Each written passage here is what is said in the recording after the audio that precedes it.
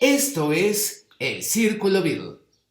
Música, información, anécdotas, datos y mucha bitlemanía en las voces de Tere Chacón, Arturo Espinosa y Marco Antonio Brito. Incorpórate a El Círculo Beatle.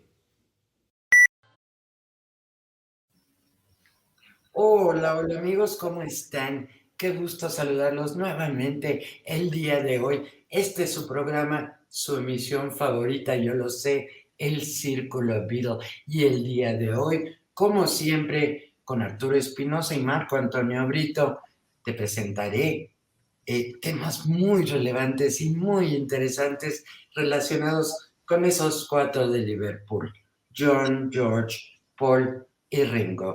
Yo soy Tere Chacón y antes de pasarle el micrófono a Arturo, te quiero comentar que aquí en el Círculo Beatle y en SB Corporativo tenemos cosas maravillosas para ti. Tenemos un sitio web con más de 900 artículos de muchísimos géneros musicales y yo estoy segura que vas a adorar. Lo único que tienes que hacer es poner en tu computadora, en tu tablet, en tu teléfono, www.elcirculobeatle.com. Y yo te invito cuando estés ahí que veas todas las opciones, todas las columnas, los textos y esa información única que nadie más te da. Y ya que estás ahí, aprovecha y en la columna derecha déjanos tu correo electrónico para que recibas cada vez que hay una columna, un texto nuevo, una notificación. Yo te aseguro, no te vas a arrepentir. Y por si fuera poco esto, además tenemos una estación de radio, SBC Radio, búscalo directamente así. Recuerda que SBC es el Círculo Beatle Corporativo, SBC Radio, o directamente en www.sbc.online. Y ahí podrás escuchar 24/7, 365 días al año esta música que amamos, música del siglo pasado, desde los años 30, 40, 50, con cualquier cantidad de playlists que yo estoy segura que vas a disfrutar. Dicho todo lo anterior, ¿cómo estás, Arturo? Muy bien, Tere, buenas noches, Marco, buenas noches a la gente que nos está escuchando en este momento. También buenas tardes a la gente que nos va a escuchar en la repetición el próximo viernes a las 3 de la tarde. Gracias por estar aquí en el Círculo Beatle. Y quédense porque este programa se va a poner bueno. Tenemos mucho que comentar. Hay temas que van a estar interesantes y que seguramente les van a gustar. Así que, por favor, quédense, escúchenos y la van a pasar muy bien. Por lo pronto, paso los micrófonos a Marco Antonio Brito. Marco. Muy buenos días, muy buenas tardes, muy buenas noches, dependiendo de la latitud y la longitud donde nos escuchen. Aquí estamos en el programa insignia de SBC Radio, El Círculo Beatle, programa de referencia en idioma español en forma mundial. ¿Por qué? Porque aquí se documenta correctamente, se investiga perfectamente y se comenta sabrosamente cualquier hecho relacionado con John, Paul, George y Ringo. Pues estamos muy contentos de estar aquí. Jefa Bitlera Tere Chacón, muy buenas noches. Arturo, amigos que nos están escuchando, pues dicen que el movimiento se demuestra andando y ya tengo muchas ganas de iniciar este programa que tiene temazos, la verdad. Muy bien, pues iniciemos de una vez, si les parece bien. El tema para este primer bloque del día de hoy es un compositor nacido en los Estados Unidos en 1941, que llegó para los 60, para la década de los 60, a tener una gran fama y gran notoriedad en los Estados Unidos y el resto del mundo. Bob Dylan. Y su fama no fue ajena a The Beatles, que coincidentemente en edad con él, pero también coincidentemente en éxito en sus respectivos países, pues no pudieron de ninguna manera estar ajenos a lo que estaba logrando Bob Dylan en su país. Un gran reconocimiento por su estilo musical, por su voz, que es inconfundible. Le escuchas una vez, le escuchaste siempre, indudablemente, pero que sí tuvo gran influencia en The Beatles? Arthur. Por supuesto que tuvo gran influencia en The Beatles, tanto que, bueno, ahí están las composiciones que John Lennon comenzó a escribir posteriormente. Incluso la voz también la quiso hacer parecida un poco a Bob Dylan en algunas canciones John Lennon. Se dice que en 1964, cuando estaban en París, precisamente antes de viajar a Estados Unidos, lo que sería la primera llegada del grupo a Norteamérica, escucharon el disco de Dylan, Free Willing, este disco que es muy conocido, que en la portada vemos a Dylan que va abrazado de una muchacha sobre una calle ahí en Nueva York. Bueno, este disco Free Willing lo escucharon y les gustó, sobre todo tanto el folk que está en este álbum, pero las letras se les hicieron así como para ellos fantásticas en ese momento, porque expresaban más allá de lo que ellos también estaban escribiendo en ese momento. Así de wow, o sea, se puede hacer poesía a través de las canciones, fue lo que pensaron y hasta ahí quedó. Ya para lo que fue la primera gira de Estados Unidos de The Beatles, que fue en el mes de agosto, pues tuvieron la oportunidad de conocer a Bob Dylan en el Hotel del Mónico, y de esto nos va a platicar un poquito más Marco, que se dieron pues varias anécdotas que hasta la fecha todavía se siguen recordando, pero sobre todo hay una en especial que siempre se comenta, que fue, digamos, que la marihuana, que Bob Dylan les enseñó la marihuana, que ellos fumaron, pero ya hablaremos también de esto un poquito más adelante, pero por lo pronto le paso el micrófono a Marco Antonio Brito para que nos dé un poco más detalles de este suceso. Marco. Con mucho gusto, amigo Arthur. Sí, efectivamente, el encuentro de Bob Dylan con The Beatles se dio el 28 de agosto de 1964, y esto fue en una habitación del Hotel Delmónicos en Nueva York. Fue un encuentro casual, relajado, sin cámaras ni prensa, en el que se reunieron para conversar y compartir ideas. Pero aquí hay algo que es bien interesante. Ya habían hablado ustedes de que el disco le había gustado a The Beatles, un DJ se los dio allá en París, en el Hotel Jorge V, si no mal me acuerdo, que estaban ahí hospedados antes de llegar a Norteamérica. Pero hay algo que es muy claro, había una admiración e influencia mutua. Esto es interesante, ¿por qué? Porque efectivamente, como bien apuntó Tere, Dylan estaba ascendiendo de manera muy importante en lo que eran no las listas de popularidad, sí en la influencia sobre los jóvenes de campus universitarios, sobre los jóvenes con conciencia social, que empezaban a aflorar también en los 60s. Y pues Bob Dylan tampoco era ajeno ni al éxito ni a las canciones de The Beatles. De hecho, le gustaban mucho, según comentó después en alguna entrevista.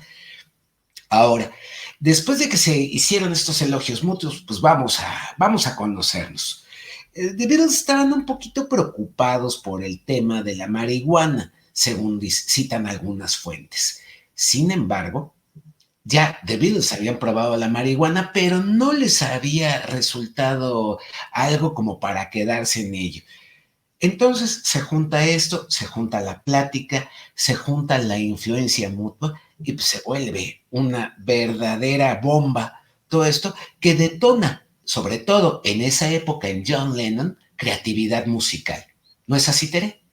Indudablemente. Yo me pregunto, ¿qué hubiera pasado si Dylan no les hubiera enseñado? Porque casi fue lo que hizo, enseñado a fumar mota.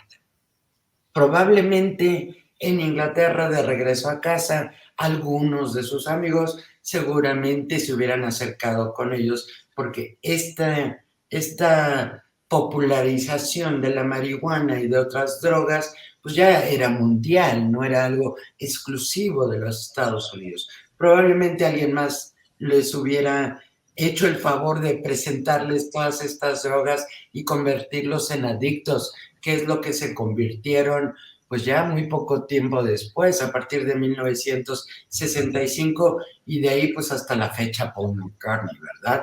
Pero bueno, cuando eran adictos en serio, pues fue esta segunda parte de la década de los 60 que hubiera pasado. Lo que sí creo que es muy relevante es Dylan indudablemente admiraba a los cuatro Beatles, los admiraba como grupo y lo que podían lograr como grupo, pero solo mantuvo amistad cercana con 2 Beatles. Con los otros 2 tuvo una relación, pues tal vez de cordialidad, pero no más. Los Beatles que no, definitivamente no encajaron en la manera de ser de Bob Dylan fue Paul McCartney y Ringo Starr. Y George y John, cada uno en su momento, en diferentes momentos y cada uno con diferentes intensidades, sí lograron hacer una amistad con Dylan, Arthur. Sí, ellos curiosamente, Harrison y Lennon fueron los que congeniaron más con él. John en algún momento, después George, incluso George fue a visitarlo a su casa ahí a Woodstock, a Estados Unidos, estuvo con él conviviendo, también estuvo con The Band, le gustó mucho esto, bueno, lo invitó al concierto de Bangladesh, y ya lo platicamos la semana pasada. Años después estarían en los Traveling Wilburys, o sea que sí fue una relación que tuvo con Dylan muy productiva, y aparte se dice que sí eran amigos, y eso también es interesante, porque Dylan finalmente se dice, y esto nunca he estado de acuerdo, de que él cuando se juntó con el grupo los enseñó prácticamente a escribir canciones, cosa que es completamente falsa. Lo que sí pasó es que hubo una influencia para ellos en la manera de componer las canciones. Ellos ya sabían escribir música y las canciones, pero Dylan les mostró así como el camino para otra manera de escribir canciones. Pero también se dice, y esto quizá yo me aventuro a decirlo, de que también el grupo, como bien decía Marco, los admiraba como grupo. Dylan no tenía un grupo. Dylan era un cantante folk que salía con su guitarra, su armónica, y era aplaudido y era admirado por todos los fans del folk. En ese año de 1965 sale a la venta el álbum de Bob Dylan llamado Highway 61 Revisited, que es el primer disco de Bob Dylan completamente eléctrico. Eso ya había pasado en el 65 y ese fue el momento en el cual los fans y los seguidores del folk comenzaron a llamar a Bob Dylan Judas. Traicionó al folk y ya se había hecho eléctrico. El clásico ya se vendió, ¿no? Al mainstream. Ese que nunca va a dejar de existir cuando cada un grupo cambia, nunca falta que los fans siempre digan eso. Sí, ya Así se que volvió comercial. sí quiero creer que también de alguna manera Dylan los influenció para escribir canciones de una manera diferente, pero también Dylan aprendió a tener un grupo que en este caso fue The Band en ese momento y tener estas canciones ya electrificadas, así como le llaman, ya se electrificó Dylan, pero eso es para mí la gran influencia que también tuvieron ambas partes. Marco. Sí, mira, a mí me gustaría apuntar aquí. Tenemos muy identificadas las canciones que podrían tener un estilo, entre comillas, dylanesco, compuestas sobre todo por John. Pero aquí hay un mito con una canción que es Yesterday. Y se cuenta que en el encuentro tocó Paul McCartney Yesterday con su guitarra acústica. Según la leyenda y lo que se dice, la leyenda urbana, Dylan quedó impresionado por la canción y pensó que era una canción tradicional que él no conocía. Pero esta anécdota se ha convertido en parte de la historia y otras fuentes dicen, no, lo que pasa es que Yesterday ya existía desde las épocas, desde 1964, y el mismo George Martin, Sir George Martin, afirma haber escuchado esa canción desde las épocas de París, que ya nos habíamos referido. Pero también otras fuentes autorizadas desmienten esto. El biógrafo Barry Miles ubicó la composición en mayo de 1965 y Bruce Welch, guitarra rítmica de The Shadows, afirmó que la letra de Yesterday fue escrita en su villa en Portugal en junio del 65. Entonces, pues la verdad es que queda para la hipótesis de conspiración totalmente el por qué no se había grabado anteriormente, dada la velocidad con la que trabajaban The Beatles, ¿verdad? Entonces, bueno, pues vamos a escuchar las canciones que van a darle el entorno y el enfoque musical a este bloque. Claro, You've Got to Hide Your Love Away del LP Help. Vamos a escuchar también I'm a Loser, que es una canción que también se dice que tiene mucha influencia dylanesca y sobre todo Norwegian Wood. ¿Qué les parece, ingenieros? Si ya las tienes listas, vámonos con música.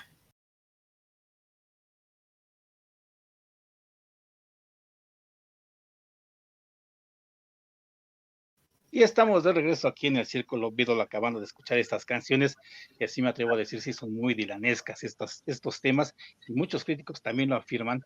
Pero vamos con este tema, déjenme platicarles de que este es todo digamos que un tema dividido en dos partes, y vamos con la primera parte. Hace años, un escritor llamado, ahorita se los menciono, aquí lo tengo porque se me pierde, el ingeniero después me borra aquí el guión. Colin Clinton Halen, un historiador que habla acerca de los bootlegs, platica acerca de los bootlegs que se volvieron legales. Y este es el primero de ellos, y vamos a platicar. Resulta que The Beatles en 1962, en abril de ese año, firma por 7 semanas para tocar en un lugar que se había inaugurado llamado el Star Club. Por algunas cuestiones de agenda, pues no pudieron estar las 7 semanas seguidas, sino que inteligentemente las dividieron. Primero fueron 4 semanas, después regresaron al Star Club meses después al finalizar el año, regresaron nuevamente al Star Club para terminar con estas semanas que en las cuales ya se habían comprometido.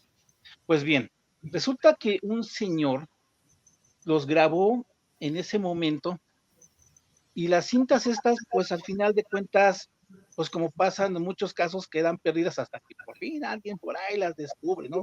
El clásico que sí hemos platicado aquí, alguien descubrió un artefacto de los Beatles y bueno, hay que hacer negocios con esto.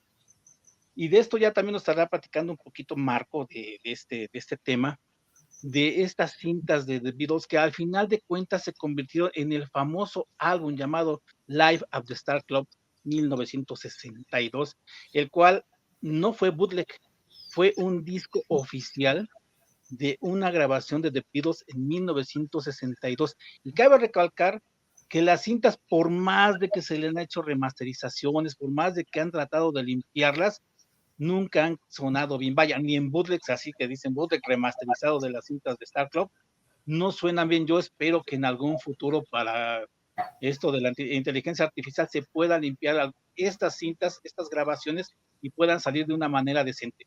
Pero en 1977 salieron a la venta y esto puso algunos focos rojos también ya con las empresas de The Beatles, con Parlophone y sobre todo con Capitol, pero bueno, esto ya será en otra parte que lo estaremos contando, pero ahorita nos vamos a enfocar en el Live at the Star Club. Marco. Gracias, Arturo. Sí, efectivamente, mira, yo les podría comentar a ti, a Tere, a los amigos que nos están escuchando, que este es otro disco oficial borrado de la discografía oficial de The Beatles. Así como sucedió ya platicamos del A Collection of Beatles Oldies, aquí también el Star Club. Yo me acuerdo que una tarde de 1977 fui al mercado de discos de San Juan de Letrán y de repente veo un álbum con una portada negra y unas letras escritas supuestamente como a máquina, 1962, Live at the Star Club in Hamburg. Ah, caray. Bueno, ¿qué era ese Star Club? Bueno, era un local que se fundó el 13 de abril de 1962 por un tipo que se llamó Manfred Weisleder.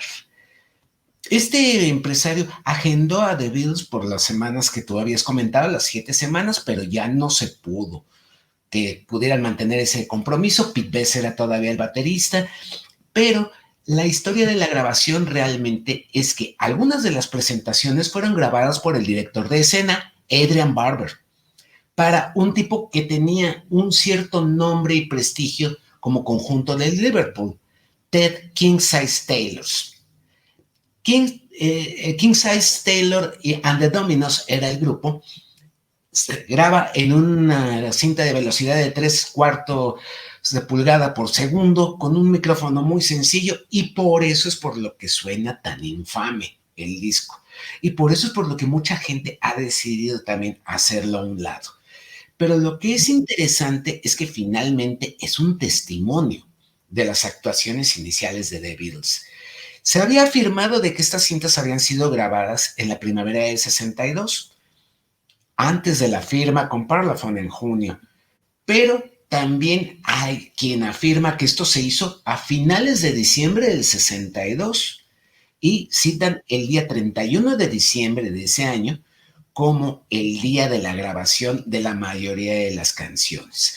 Entonces, Bueno, aquí ya estamos hablando de unos Beatles que están a punto de desencadenar la Beatlemanía y queda como testimonio, más sin embargo no es ni un testimonio ni completo ni deseable. Era simplemente ganas de hacer discos, ganas de venderlos y de que cualquier mercancía Beatle, como bien lo dice la jefa Beatlera, pues tiene siempre un pedazo del pastel. ¿No es así, Tere?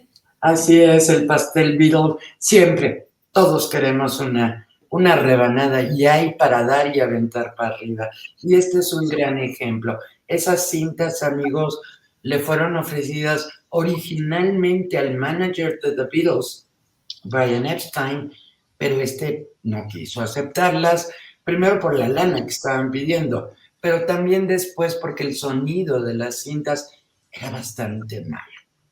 Y bueno, pues se le ofrecieron también a George y después a Ringo. Y el asunto es que nadie las quiso. Y en 1977 que salen a la luz de manera oficial.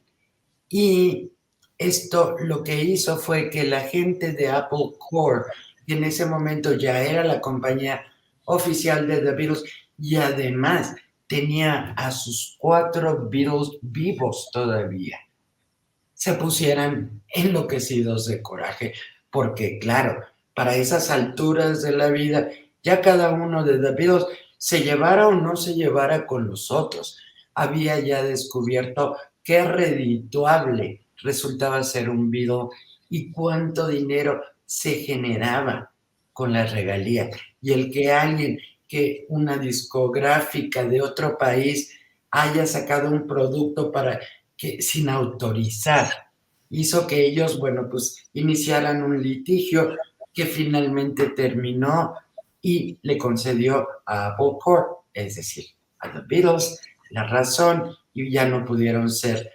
comercializadas. Arturo. Así es, Tere. Y ahora, pues es un producto también para los coleccionistas el buscarlo, porque salieron varias versiones. La versión doble, la que menciona Marco, pues es la conocida. Yo también recuerdo haberlo visto, haberlo tenido y sí lo ponías y decías, bueno, esto es una bien gacho, pero bueno, teníamos por lo menos este disco. Y algo interesante también de esto son los recovecos legales que acaba también de mencionar Marco sobre las fechas. Se grabó, bueno, se dice que se grabó en los primeros meses, en abril, todavía no tenían el contrato con EMI Parlophone, así que estos recovecos legales, decir, bueno, todavía no tenían el contrato, nosotros tenemos las cintas que fueron antes de ese contrato, pues podemos sacarla, pero resulta que ya para diciembre ya tenían el contrato, ya había salido el sencillo Love Me Do, así que ya estaba prácticamente también Ringo estar dentro del grupo, así que ahí empezaron estos alegatos legales, estas demandas. Unos decían, no, pues si las grabaciones pertenecen previo al contrato con Parlophone, mientras que en el disco perfectamente venían las fechas y ahí estaba ubicado de que ya había contrato con Parlophone. Todo esto sirvió para que al final el disco se descontinuara, quedara olvidado, como bien dijo Marco, pero también los bootlegs. Empezó a haber un montón de bootlegs de este disco, y no solamente con las canciones que aparecían oficialmente, sino que se le empezaron a incluir más. Hubo las versiones estas que les mencionaba, remasterizadas, que por más que le dan la remasterizada no queda, pero se alcanza a disfrutar un poco ese ambiente en este lugar de donde tocaron The Beatles, y sobre todo que son unos Beatles de 1962, previo a lo que va a ser ya 1963 y toda esta grabación de lo que va a ser Please Please Me, pues estamos escuchando ahí en vivo, y hay canciones que ocuparon de esas, digamos que de esas actuaciones que fueron a parar al disco Please Please Me, y eso es lo que lo hace disfrutable, aunque también si llegan a escuchar las canciones suenan así como muy rápidas, no sé si sea por la grabación, suenan muy rápidas. Dicen que en algunas canciones ni siquiera son ellos, sobre todo en las que están metidas después ya en los bootlegs, que son las extras. Dicen que esas grabaciones ni siquiera son ellos, eran estos momentos en los cuales ellos tomaban un descanso, salió un grupo y decían, bueno, como que se parece a The Beatles, vamos a grabarlos y también incluirlos, ¿no? Pero eso ya son cuestiones, digamos, ya para los discos piratas. Pero el álbum oficial sí es el grupo, y son canciones muy cortitas que ellos realmente así las cantaban en vivo, pero digamos que para los coleccionistas sí es un gran lujo conseguirlo, porque ya está descontinuado y creo que valen más los viniles, los originales, que cualquier bootleg que encuentren de este disco de Star Club. Marco.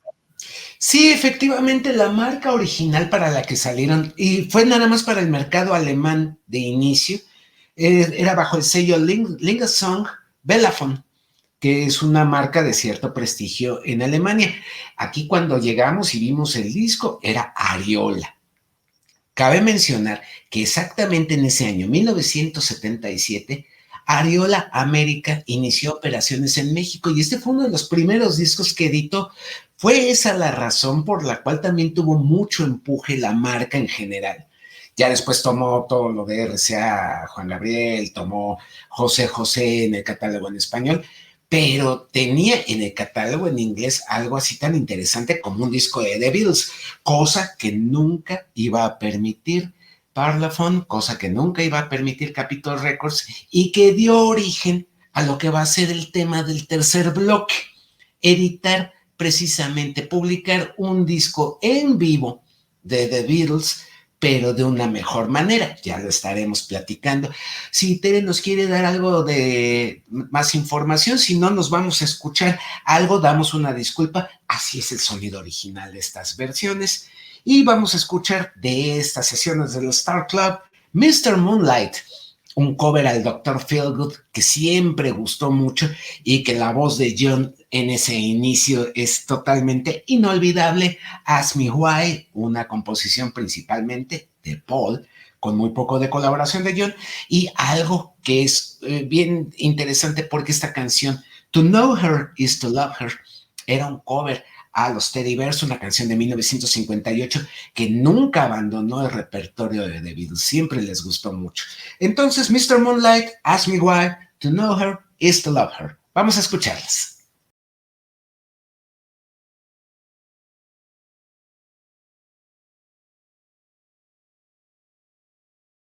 Continuamos en el Círculo Beatle escuchando estas canciones que son finalmente un testimonio de la historia bitlera, pero que, como les afirmaba yo en el anterior bloque, dan pie a que Capitol Records diga, bueno, vamos a sacar un LP, porque si no nos van a comer el mandado en algún momento. Puede haber algún pirata que se ponga vivo y que empiece a vender discos. No, nosotros los tenemos que vender. Y entonces Capitol Records, Parlophone Records, deciden sacar efectivamente un disco de concierto de The Beatles en vivo. Y esto es bien interesante porque también nos sorprende en ese mismo año, 1977, la aparición de The Beatles at the Hollywood Bowl. Este disco realmente fue muy emocionante, era una portada gatefold, la recuerdo muy bien, que traía los boletos, traía fotos en blanco y negro de las presentaciones de ellos, una foto tomada yo creo que desde San Diego, que se veía nada más la conchita del Hollywood Bowl. Era muy curiosa esa portada.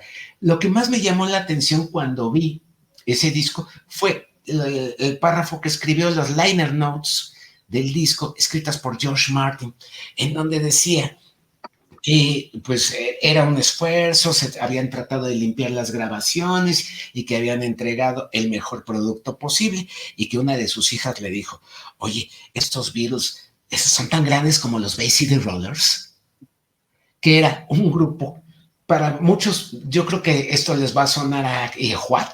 No, The Bay City Rollers era un grupo muy interesante, escocés, que tenía mucho éxito en Inglaterra en 1977, pero lo interesante del caso es de que finalmente se publicó y nos dejó uno de los testimonios más disfrutables de la discografía bitlera, pues ya en la década de los 70. ¿No crees, Tere? ¿Cómo la ves? Indudablemente.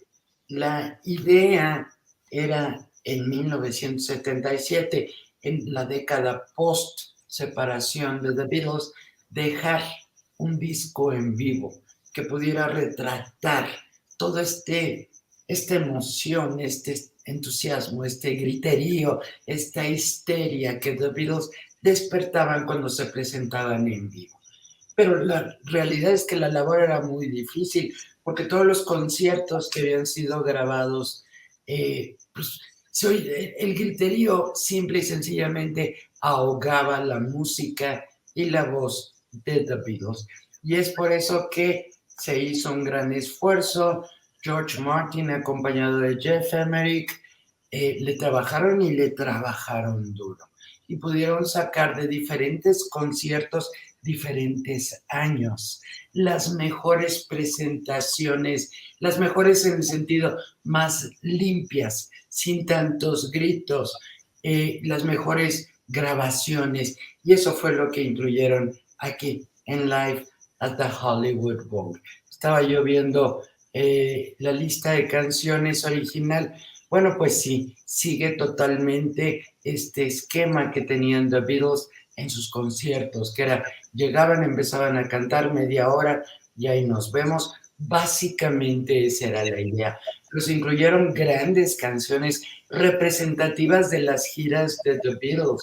Y bueno, por ejemplo, tenemos en el lado 1 Twist and Shout, She's a Woman, Dizzy Miss Lizzy, Ticket to Ride, Can't Buy Me Love, Things We Said Today y Roll Over Beethoven. Este es el lado 1. Y en el lado 2 tenemos la fantástica Voice. No me gusta, me encanta. La fantástica Voice, A Hard Day's Night, Help, All My Loving, She Loves You y Long Tall Sally. Y hubo una edición posterior en donde se agregaron más canciones, ¿verdad, Arturo?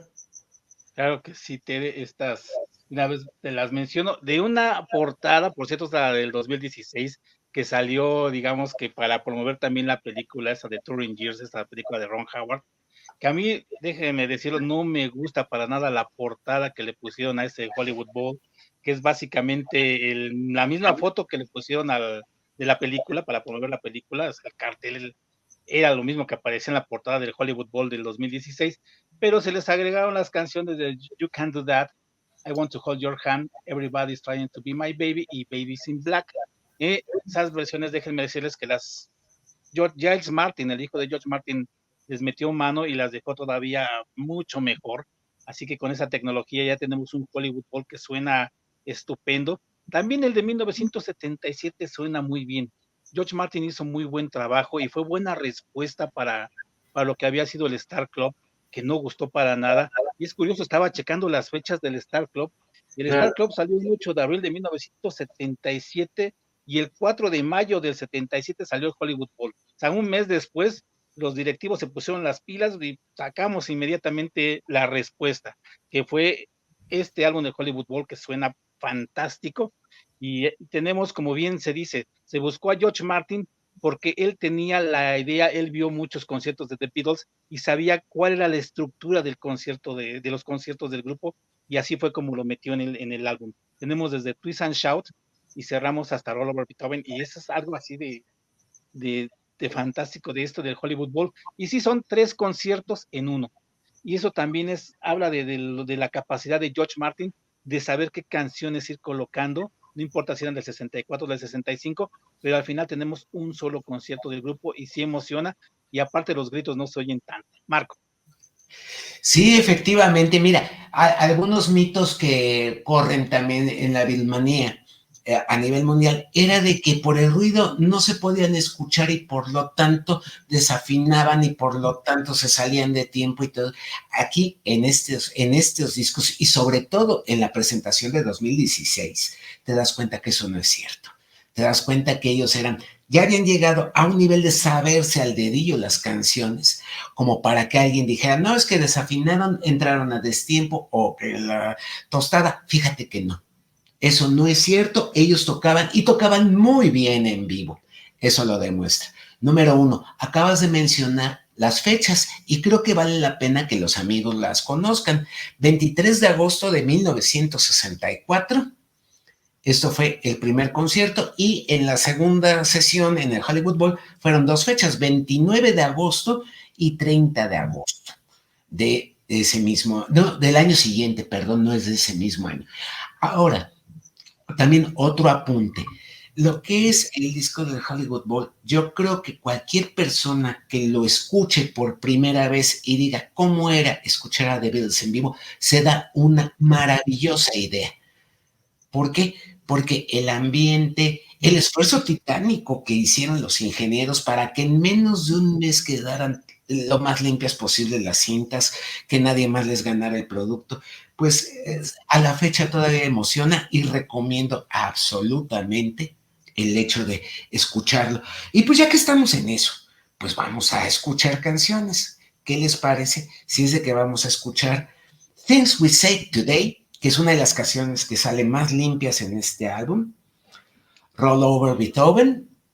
Y ayúdame por favor con la tercera, Tere, que aquí también como dice Arturo, el ingeniero de repente nos borra algunas hojitas. ¿Cuál otra vamos a escuchar? Vamos a escuchar All My Loving. All My Loving, perfecto. Muy bien, vale la pena que lo escuchen todo, pero los dejamos esta probadita de canciones, les van a encantar. Adelante, ingeniero.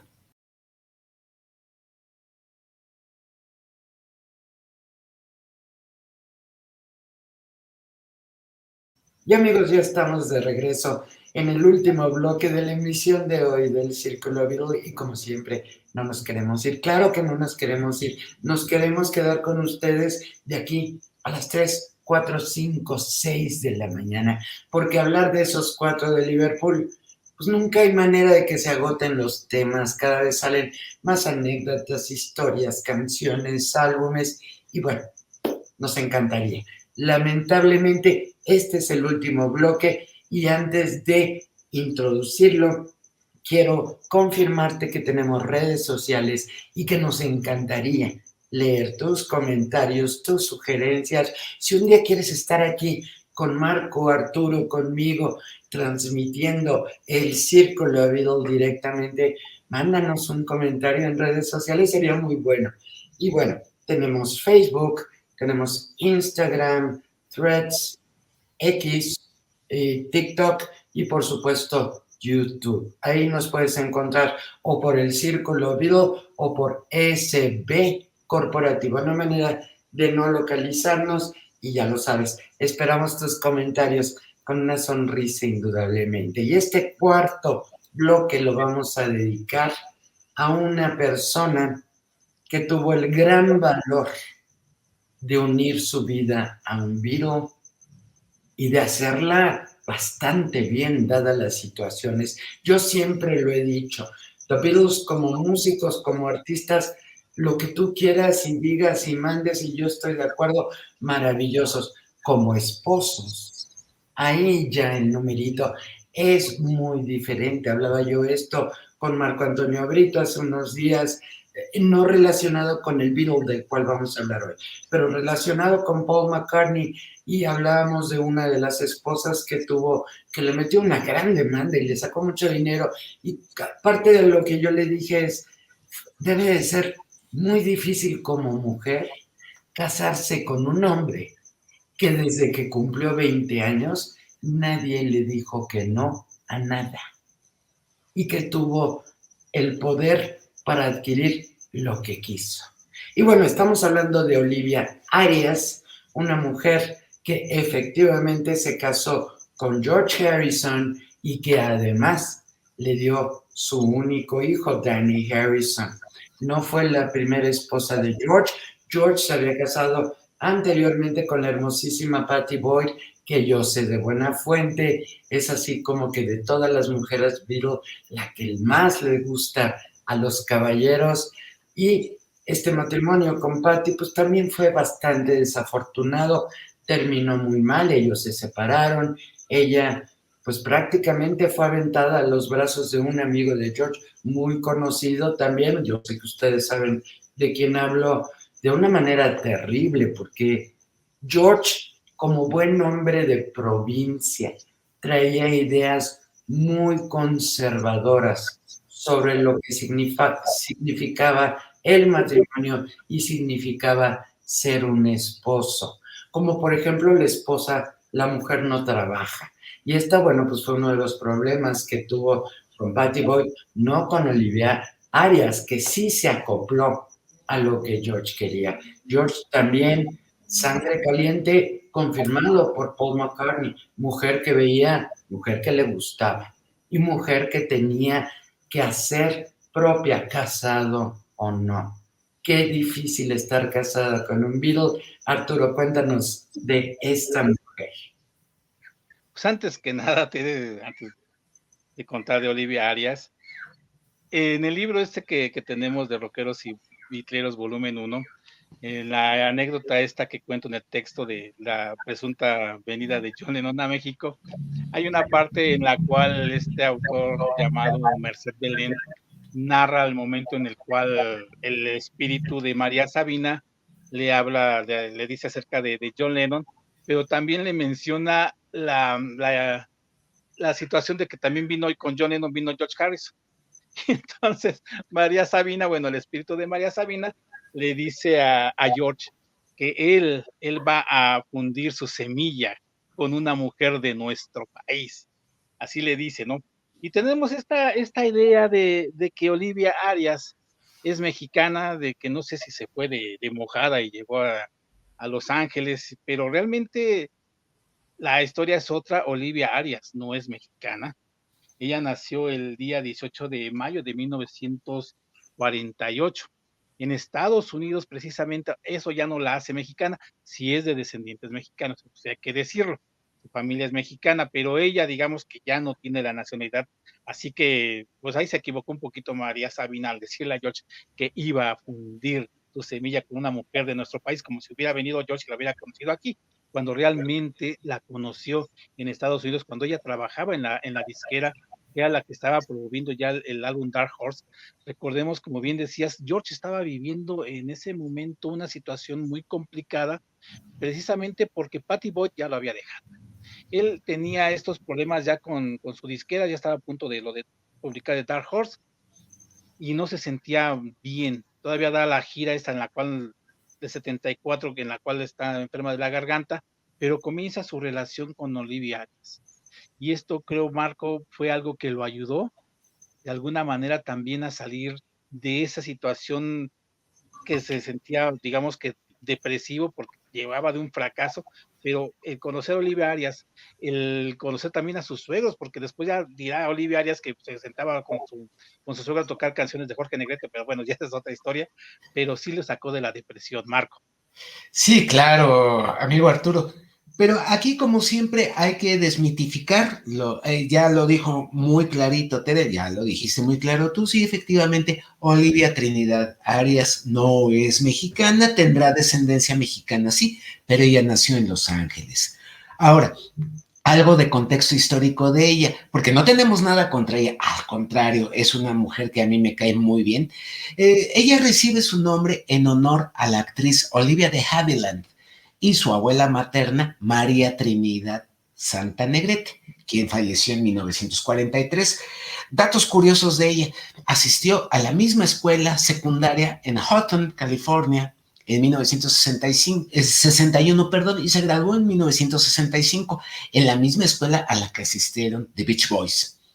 Ella empezó a trabajar como secretaria después de obtener reconocimiento por sus habilidades en mecanografía y taquigrafía, arte olvidado el día de hoy. Y Olivia curiosamente vio a su futuro esposo 2 veces en concierto.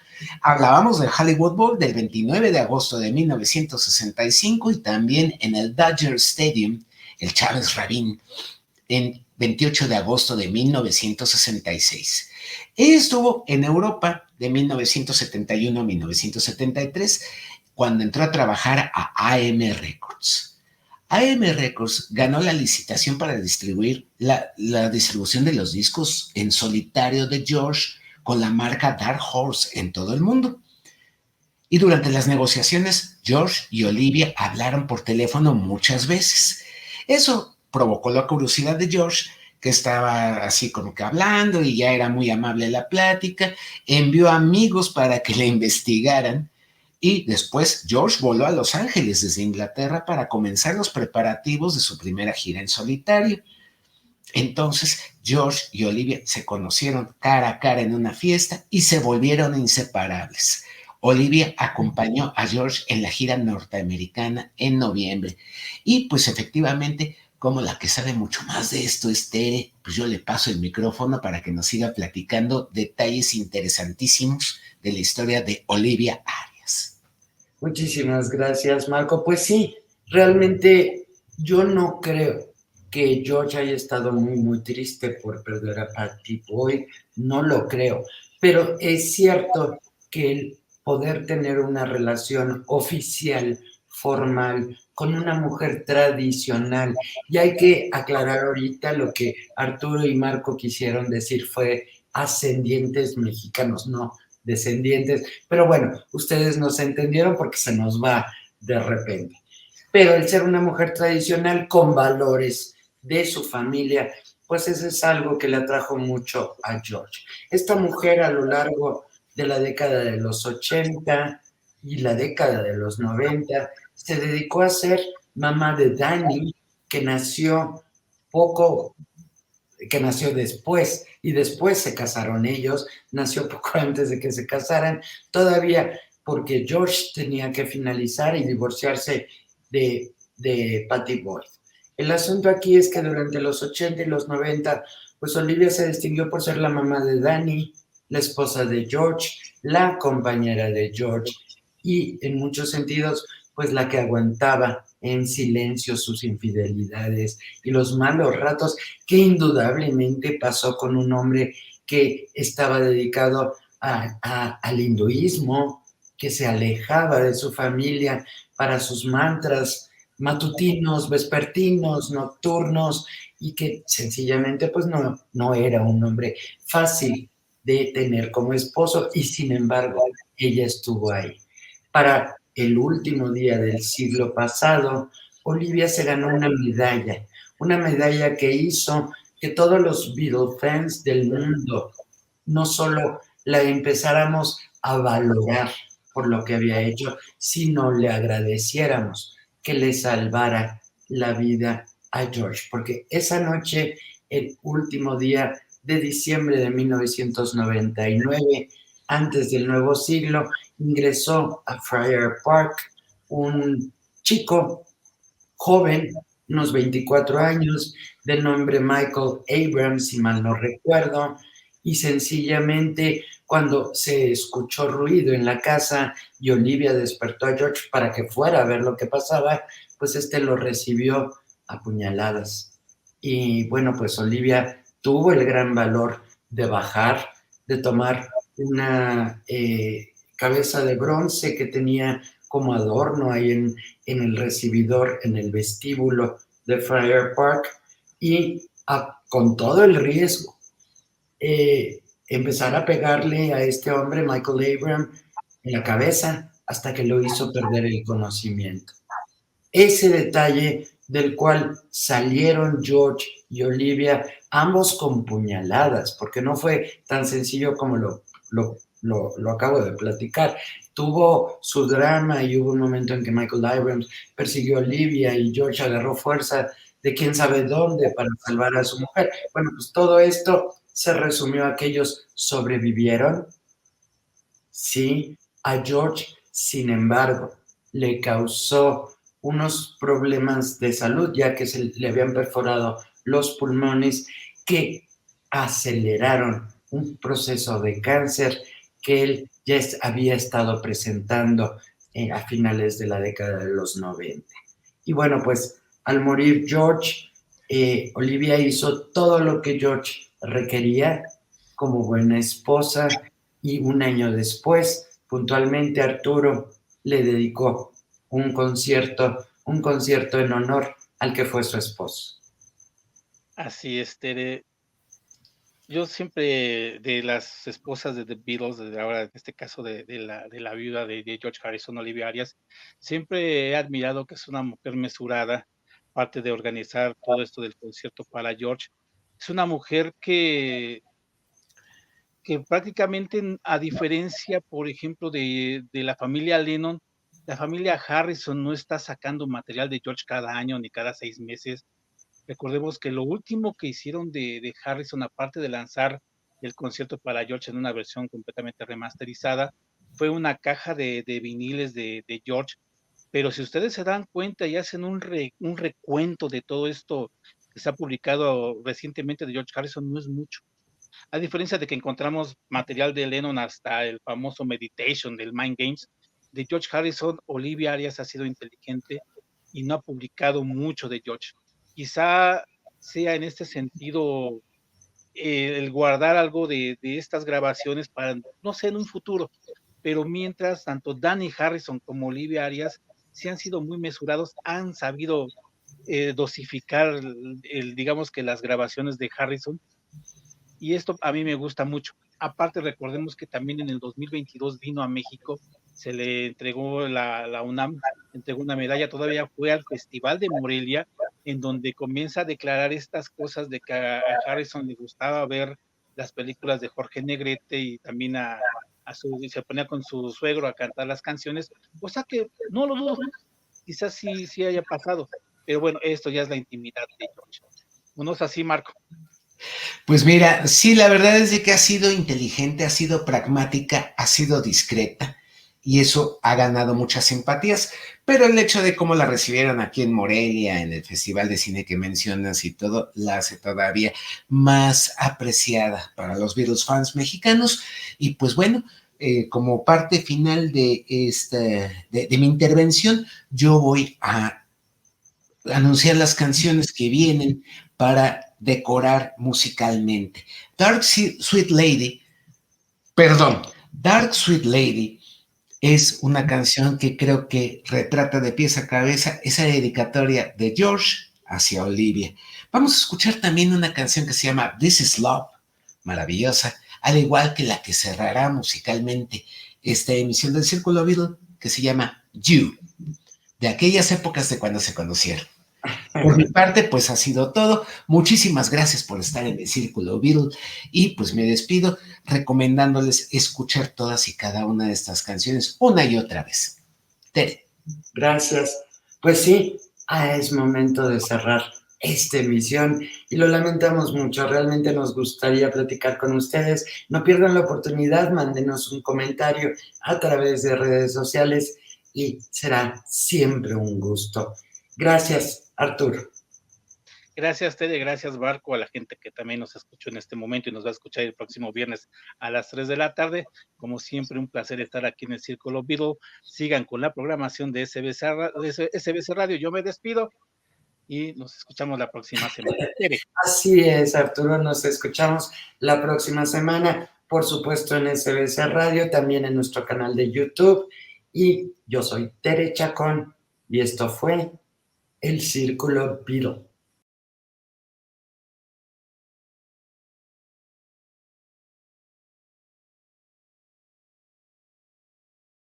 Estuviste en El Círculo Beatle.